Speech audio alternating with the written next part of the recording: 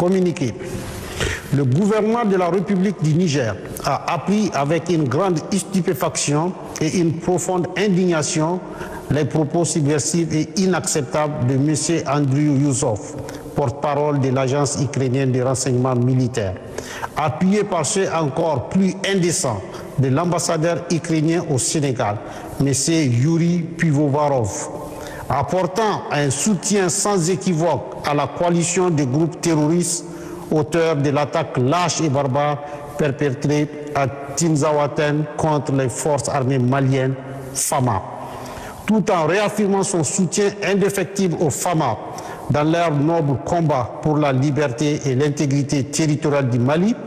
La République du Niger condamne fermement cet acte d'agression caractérisé, synonyme de soutien au terrorisme international et de violation flagrante de la Charte des Nations Unies et du droit international en général. La République du Niger en appelle à la responsabilité de la communauté internationale face au choix assumé de l'Ukraine de faire l'apologie du terrorisme dans un contexte mondial où l'unanimité est faite sur l'impératif de combattre ce fléau.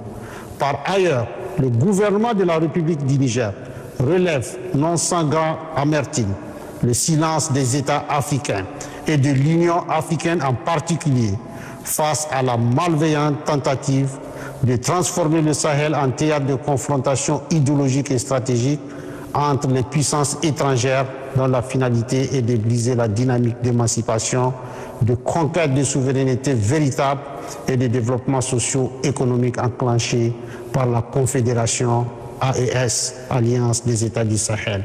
Il interpelle par conséquent tous les pays épris de paix et de justice à dénoncer sans ambiguïté ces actions subversives qui menacent la stabilité du continent africain et risquent d'exacerber les souffrances des populations sahéliennes déjà durement meurtries. Aussi, considérant la gravité de la situation et l'implication reconnue et assumée de l'Ukraine dans l'agression du Mali, le gouvernement de la République du Niger, totalement solidaire du gouvernement et du peuple malien, décide en toute souveraineté, conformément à la Convention de Vienne de 1961 sur les relations diplomatiques et en application du traité portant la création de la Confédération AES, des mesures suivantes. 1. La rupture avec effet immédiat des relations diplomatiques entre la République du Niger et l'Ukraine. 2. La saisine du Conseil de sécurité des Nations Unies en vue de statuer sur l'agression ukrainienne et de ses sponsors. Enfin, la République du Niger rend un vibrant hommage à toutes les victimes civiles et militaires tombées sur les champs d'honneur et s'incline devant leur mémoire.